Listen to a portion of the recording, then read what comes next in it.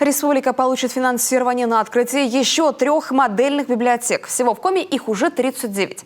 Последними новоселье отпраздновали книгохранилища в Краснозатонском поселке под Сыктывкаром и Карткировском Большой Луге. Сегодня это не просто современные помещения и обновленный книжный фонд, а комфортные локации для семейного отдыха. Виктория Палкина продолжит. Яркие цвета, как большой северный привет ушедшему лету. Вместо привычного библиотечного пространства с книжными стеллажами сразу 3 функциональных помещения. Свои читательские залы для детей и взрослых. Нам очень удобно то, что сейчас это все мобильно.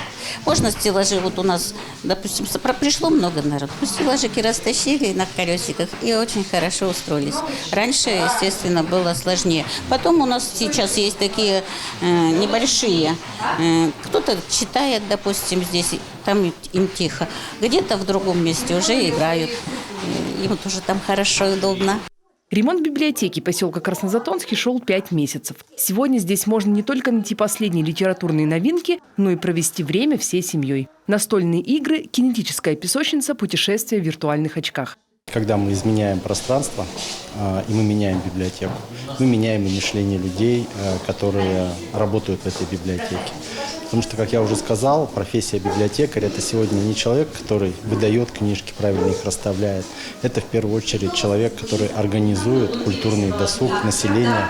А главное – свой уникальный стиль, который больше нигде не встретить. В рамках нацпроекта «Культура» федеральный центр направил на ремонт только Краснозатонской библиотеки 5 миллионов рублей. Местный бюджет выделил еще 1 миллион на обновление книжного фонда.